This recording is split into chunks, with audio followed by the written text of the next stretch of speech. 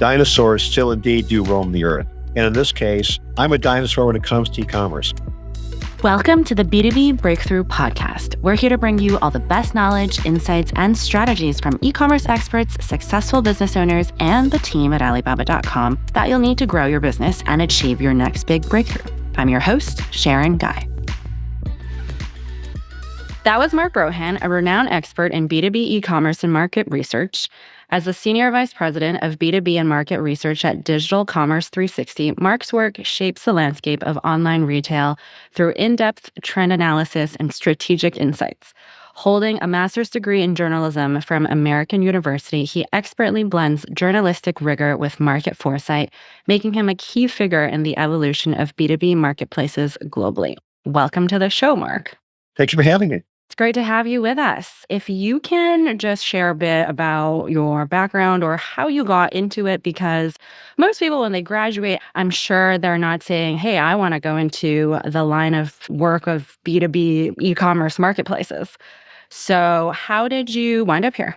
I've been at this a very long time, but I like to kind of open these kinds of discussions with my stock line, which is dinosaurs still indeed do roam the earth. And in this case, I'm a dinosaur when it comes to e-commerce. So to answer your question, we go where our readers take us. And back in 1998, we were the biggest publisher of banking information and banking periodicals in the US. And we were covering debit cards and credit cards and point of sale very closely through a variety of publications. And then we began getting a lot of feedback from advertisers and readers saying, what is this thing called e-commerce? It was just beginning to show its head back in 1997, 1998. And everybody who wants to be an e-commerce merchant, of course, has to have a merchant banking account. So there was this flood of interest from the marketplace and financial services to know more about what is this critter called e-commerce.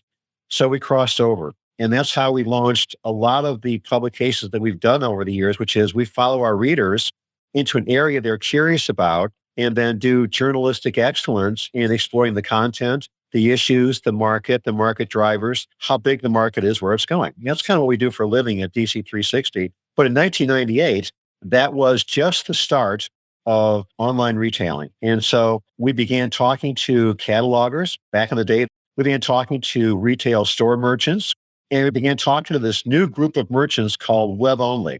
Back in the day, they went not by e-tail, but by web only. And there was this critter called Amazon. Oh, wait, e-tail, you mean the conference organizing company? No, e-tailing is a common term for online retail, kind of a shortened version. Okay, the 1999 version of that. So back then, there was interest in this new channel, and we began going out and talking to retailers, big and small, across the board to see if this thing was real or not. And we found it was very real. So there was enough interest there that we decided to put together a publishing franchise, beginning with a magazine called Internet Retail, that would go in and explain to this new market and existing markets like bankers, what is this thing called e-commerce? And so we've been at that, and I've been at that since 1998. So I have seen the entire spectrum of business to consumer e-commerce emerge. And then for 15 years, I head up our research division. I ranked 6,000 retailers across the world, including the top 2,000 in North America on their web sales, conversion rate, and site traffic. So we shrank the world of e-commerce pretty well, and we still cover it to this day. But on the flip side, my colleague Paul Demery and I also began reporting on B2B e-commerce way back in 2001. There was this thing called the dot-com crash. And back in 2000 was the initial genesis for B2B marketplaces. So we have been writing about B2B marketplaces for all those years, and we've scaled it from there. So because I've been at this so long, I know the market from the beginning until now, and that makes me kind of an interesting guy to talk to because we're just journalists. We talk to people all day long, and we do stories and reports and research papers on what the market tells us. So we cover a lot of ground, and we see a lot of things. Taking me back to 1998, what did the internet even look like? I mean, those were the beginning days of Google, if Google even registered as a website. If you're reporting into work, I'm assuming you're not opening up a computer. Or if you are and you're opening up the internet, what are you seeing? You didn't shop at work back then. It was a very slow dial-up world, very primitive, but there was a website, and you basically had three things. You had rudimentary products, a very brief description, We had a relatively ancient site search engine and checkout, one, two, and three. And that's when Amazon began with books. And then 1-800 Flowers was an early competitor there. You could buy flowers, if you will. J.C. Penney was one of the earliest persons ever to do anything just because they wanted to sell Beanie Babies. They had excess Beanie Babies to sell. That began their billion-dollar e-commerce operation today, was selling baby beanies by modem. But you had all kinds of different equations of selling basically low volume, lower ticket, easy things to ship like books. That was the genesis of online retailing. And it was very primitive, but it got people off the map. And by the time 1998 came along, we launched Internet Retailer. Amazon was 3 years old, but they were only in business literally 1 year from 97 and only overseas the following year. So it was very early on. But even that early on, you began to see that what that brought to people was the convenience factor of shopping when they wanted to, from home, for what they wanted. And it all began from there. What was the first thing that you bought online? It was probably a book from Amazon. I think a lot of us did way back when. Was eBay pretty big back then as well? Were they head-to-head competitors?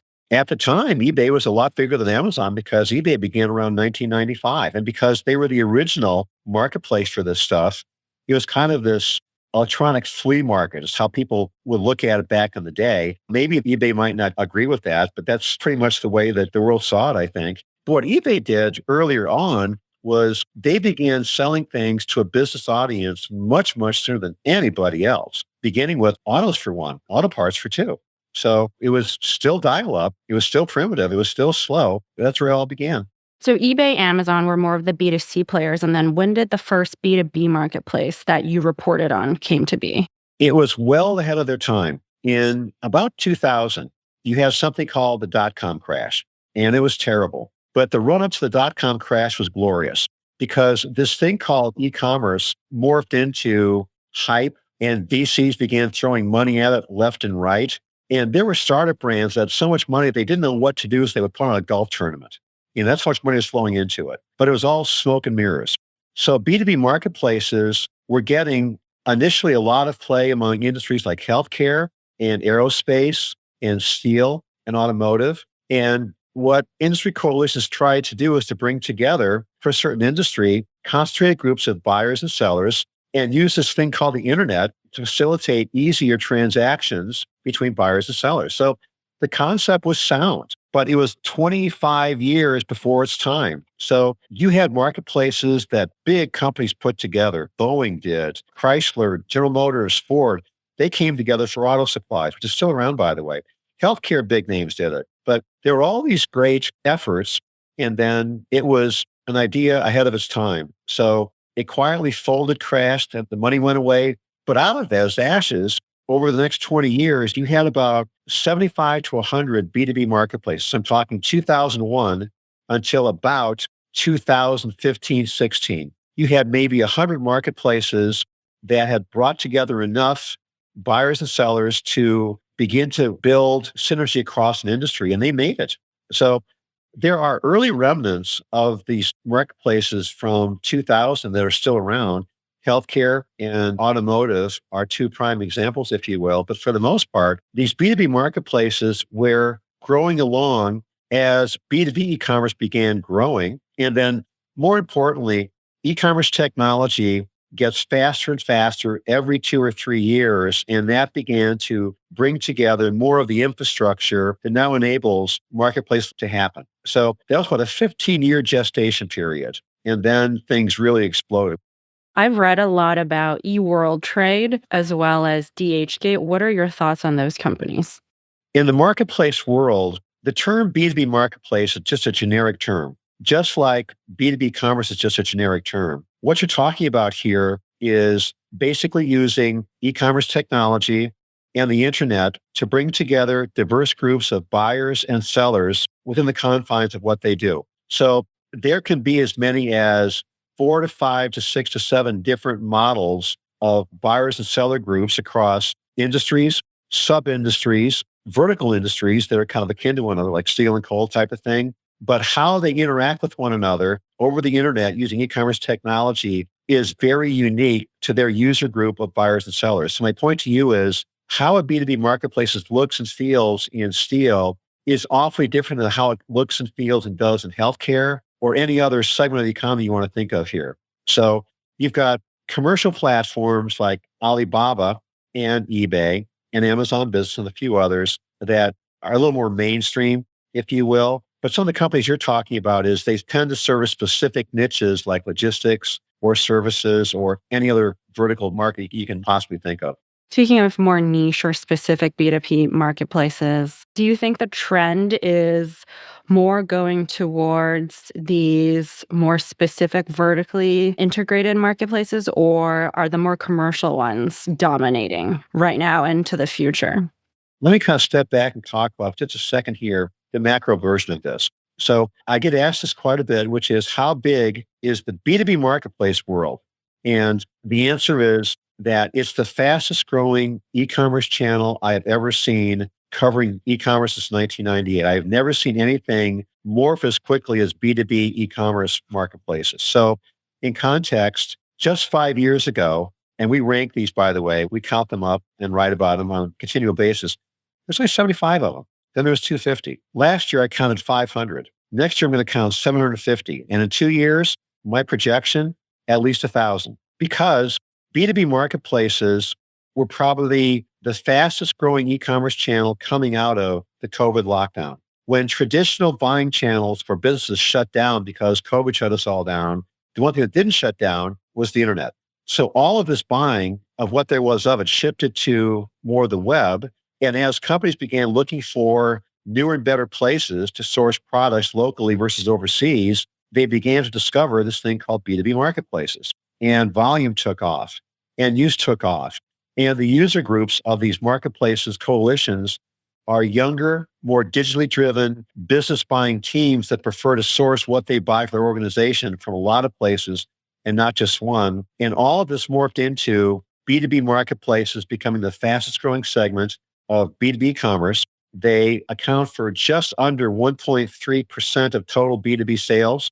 So that's roughly maybe a $300 billion market if you think about it, which is chump change when you think of how big B2B spending is in the US, 18 trillion. But if you look at the perspective here, 5 years ago, 75, next year, 1,000, more to come. It's the Wild West. There's all kinds of models being formed, coalitions coming together, and some will make it, some will not. But all this activity is morphing into the fact that it's now a mainstream, game-changing US business channel that's going to do nothing but grow.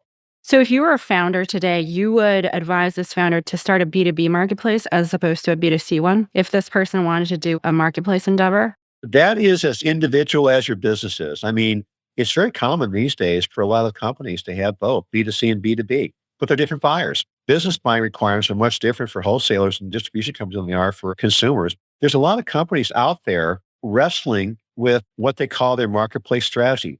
They're not quite sure where to play. And one nice thing Alibaba has done is they made it very easy for small to mid-sized US merchants to use a variety of tools, very sophisticated tools, to reach a global audience and scale quickly. And we've written about a lot of success stories from Alibaba that have done that. So the more solution that's tailored to what your business wants to do, both in B2C and B2B, that's how you make your decision. We read in some of your articles that your research highlights that over half of B2B buyers are making purchases at least daily. Do you know what's driving this? The entire B2B buying audience changed over COVID. I'm 66 years old. Guys like me are retiring. The old line professionals, the old line procurement managers, they tended to be more of an email, branch, fax, face-to-face kind of thing. That's all gone. What's replacing those workers who are retiring, and Forrester has research, I've got research, eMarketer has research. Today's B2B buyer is a younger business buying team of anywhere from 1 to 5 people, and they like self-service e-commerce. They want to do more on their own, and they want more of the tools from these marketplaces to kind of help them accomplish what they want to buy in the quantity and the features they want to support making a purchase from an organization. So the complete demographic of who's buying online for business organizations has changed. And one of the places they like to go to most is a B2B marketplace. The reason they go there is because instead of going one-on-one, you've got an entire market here. So you're looking to buy widgets for your organization. Here's a marketplace, multiple sellers for you. and multiple tools to deal with multiple sellers. So it's the critical mass that was not there 25 years ago that is there now. And that's spurring more business buying teams to go to marketplaces to get what they want for their organization, no matter the size, by the way, big, small, otherwise. If you look at more in depth this procurement manager that you say, used to be older and now they're younger, is there a certain pattern in terms of where certain industries that are using these B2B marketplaces than others? Or what are some of the characteristics and traits of these procurement managers? Let's do a little persona work here. So for starters, typically it's not one person. Typically it's a business buying team that's integrated across various channels at the organization. So the procurement team is anywhere from 3 to 5 people, sometimes as many as 10. And on average, they will do their due diligence on the people they may want to buy from for over a month. They vet you. And in the end, they take a month at least to figure out if they're going to do business with you for the first time. And then they will go to an average of 3.5 sites before they make their buying decision. And then it's just your first at bat with a B2B marketplace buyer, this team of professionals, if you will. And what they want is a very high user experience that makes it fast, makes it easy, makes it all the way through with anything from transparency and last mile logistics to order management capability, to sourcing, to financing, you name it. They want one-stop shopping. And it doesn't matter how complex that particular buyer is, whether you're buying an airplane part, which can be kind of very complex and very paper-driven, by the way, or something even more complex, it doesn't really matter. These new B2B buyers on these marketplaces, they're grounded in what we learned at home. We're used to going online and 1-day delivery, 2-day delivery, same-day delivery. So we're all on the business side mired in what we do at home. And so these B2B buyers, what they want as these buying teams is the ease, the convenience, the sophistication, the complexity, the tool set they need to order products and services for their business as quickly, as efficiently, as easily as possible. So to bring it all home, what these guys want and what the B2B marketplaces do is make their job easier to do. Simple as that. Which marketplaces do you see as succeeding? Like which marketplaces are doing their job well in making their product easier for these users? It depends. As I mentioned, it's hard to kind of generalize when there's one-stop shopping. But if you look at what Alibaba and Amazon business are doing, it's very successful. And why is that? Because these are marketplace companies that have been around for quite some time. They know who their audience is. And more importantly, they can bring together the user experience, the tool set, and the critical mass to make it easy and convenient and worthwhile for a company to do e-commerce, if you will. So when I was at the Alibaba user group meeting in North America for the first time last September, Alibaba came out with a suite of new tools for their buyer audience, if you will, their seller audience. And I was amazed at how well thought out these new tools were. There was one tool in particular that made sourcing for a small shop or a small individual entirely easy. So finding manufacturers, especially across the world or even in China, to kind of source your product can be very difficult. They put together this tool that's intuitive, easy to use, and I think at last count could line you up with more than 200,000 manufacturers for your product needs. So my point to you is that's the kind of complexity made simple by marketplaces. I recently watched the movie Bezos. It was like a biopic on him. There's this really famous scene where he always repeats this. It's whatever meeting your team is conducting, save an empty seat because that seat is supposed to be for your customer. And so echoing your point, they are always thinking in the shoes of their customer. But if you compare these two, do you see a pattern as to maybe a certain type of buyer will go to Alibaba.com first versus Amazon Business? Or do you think most procurement managers are always visiting a variety of these marketplaces before they're even sending out a lot of bids within each one? The latter, because one of the things that companies are spending a lot of time doing these days is they're coming around the fact that these B2B marketplaces have value to them.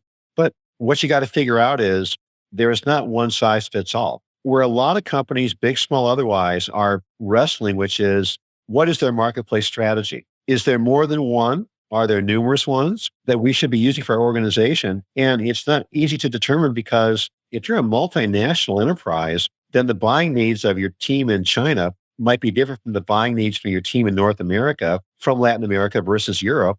Or one business line may have different requirements and procurement needs from another business line. So there is no one size fits all. The challenge here is figuring out how to put together a marketplace strategy that is right for the organization. And that could be one, that could be many. But in the end, what you want to look at is how does the B2B marketplace facilitate making my procurement job easier for the organization? Are there any future predictions that you would have for B2B marketplaces? Where do you think it'll go? To answer your question, I'll say once again what I just kind of reiterate, which is I have never seen a faster moving, faster growing e-commerce channel in all my years of covering e-commerce than I have for B2B marketplaces. They will do nothing but become even more mainstream. Just like ordering from a distribution company is just a standard answer today. Within the next 4 or 5 years, what you may see in some markets is that B2B marketplaces may begin to kind of put distribution companies out of business because those business models are merging and merging very quickly. And the advantage that the marketplace has over the traditional distributor is a distributor is one-on-one. A marketplace brings together industries or coalitions of industries. So the features and functions are there, but the audience of buyers and sellers creates much more critical mass. And that's going to be very attractive to organizations looking to procure goods and services. What is the get big concept that you've written about in your previous articles? I think it's as simple as B2B buyers taking B2B sellers where the buyers want to be. And what that winds up to be is they want simple, clean, easy, efficient, transparent e-commerce transaction pricing, sourcing, and transparency. It's as simple as that. And the buyers are very demanding. They will look at a particular e-commerce site for at least a month before even deciding if they want to give them a try for commerce for the first time. And brand reputation, by the way, has a lot to do with that. But if that buyer finds that seller wanting, you're not going to get them back.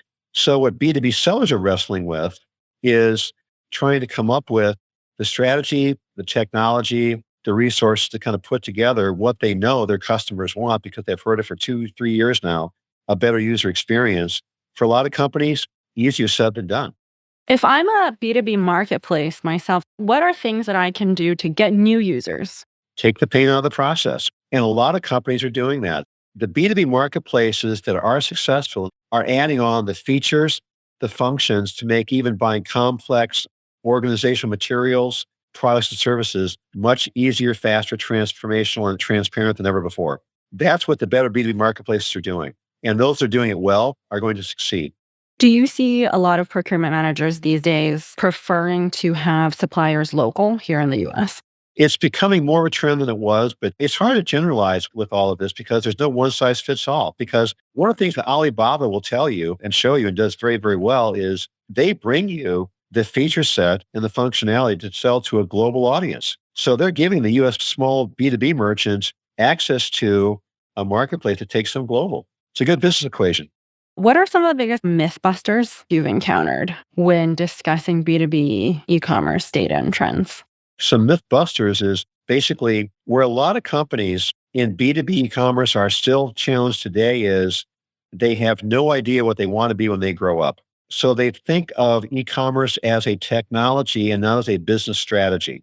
Or they see technology as the be all to end all to be successful in e-commerce. It's just the opposite. So where a lot of companies are struggling these days is there has never been a faster growing channel than e-commerce in general. Just hasn't been. So that's not new. That's been decades in the making, if you will. But the fact of the matter is, it's much more mainstream now than ever has been before. And it's going to do nothing but accelerate. There was a sea change that happened during COVID, old news.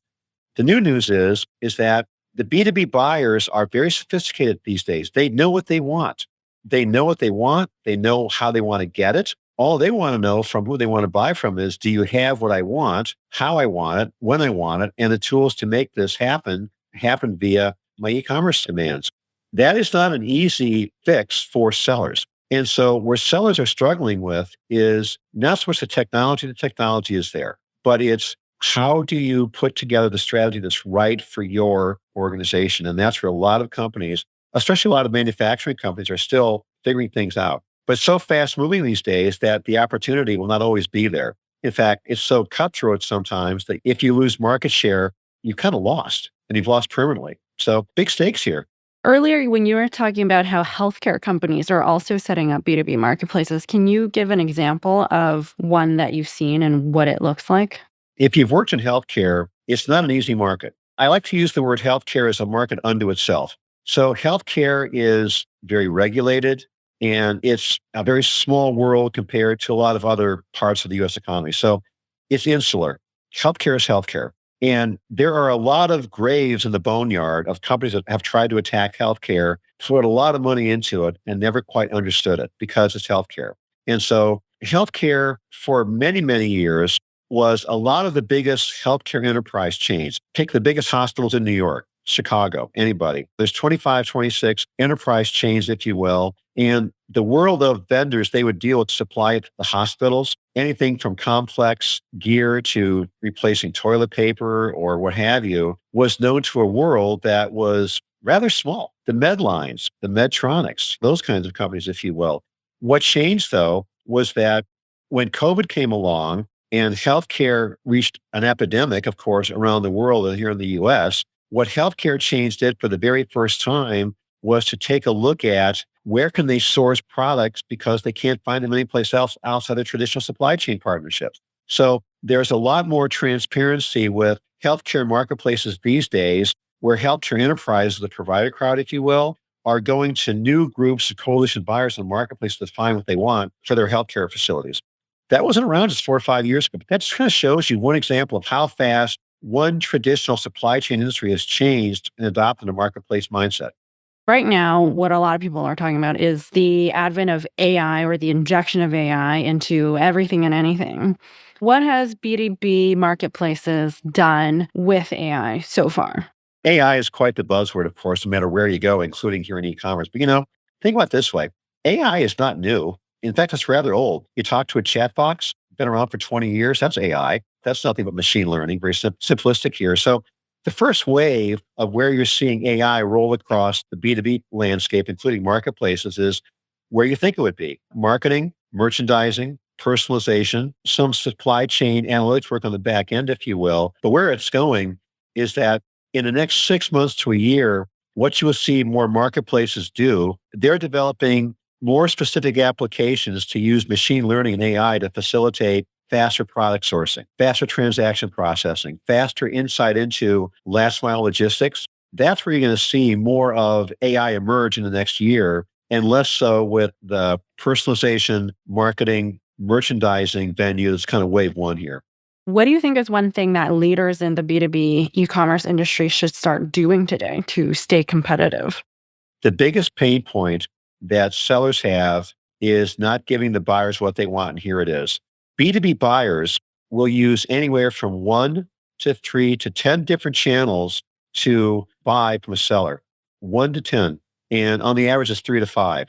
That could be a branch operation, that could be e-procurement, that could be EDI, that could be e-commerce, that could be one of 7 more different channels, if you will.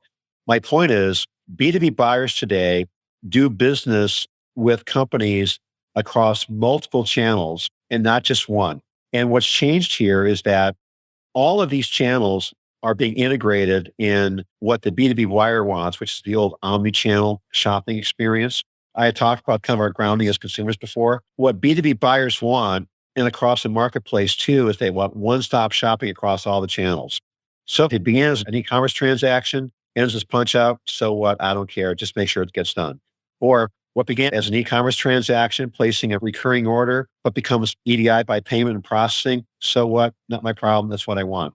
The problem for sellers is they are struggling with how do you integrate all these digitally driven channels that could be 1, 3, 5, or 10. That's where a lot of complexity is coming into play and a lot of opportunity comes into play and a lot of winning and losing comes into play because the buyers, what they want is digital integration across the channels they use.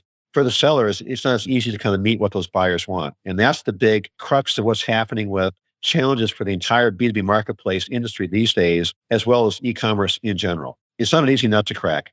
If you were to start a B2B marketplace, what do you think that would look like? I'm having too much fun covering this stuff, so I wouldn't know. Well, that's why I would think you would be the perfect person to ask, because you've seen every little small niche, not niche, commercial type of marketplace there is. Well, my final word would be this, which is the term B2B marketplace, once again, is a generic term. What's more accurate is that there are different platforms that bring together coalitions of buyers and sellers with unique requirements that are akin to their vertical market, their industry, their niche. And the success will be in whoever those sellers are that can meet those buyers within the confines of those user requirements. They're going to be the ones that succeed. So there's a lot of trial and error going on. I kind of call B2B marketplace development the Wild West. A lot of things being thrown against the wall, see if they're going to stick. Not all will, but many will. That's how e-commerce becomes mainstream. And that's what's happening with the future of marketplaces. So for folks like Alibaba, the future is pretty bright. For some of these lesser marketplaces and key verticals where there's 12 others, have to wait and see. Well, thanks so much for your time today and sharing your insights and your thoughts on the B2B e-commerce industry. Well, thanks for having me. I appreciate it. B2B Breakthrough is produced by Alibaba.com. To find out how Alibaba.com is empowering its customers with the tools, services, and resources they need to grow their businesses, visit Alibaba.com. And then make sure to search for B2B Breakthrough Podcast on Spotify, Apple Podcasts, or wherever you find your podcasts. Make sure to follow us so you don't miss future episodes. On behalf of the team here at Alibaba.com, thanks for listening.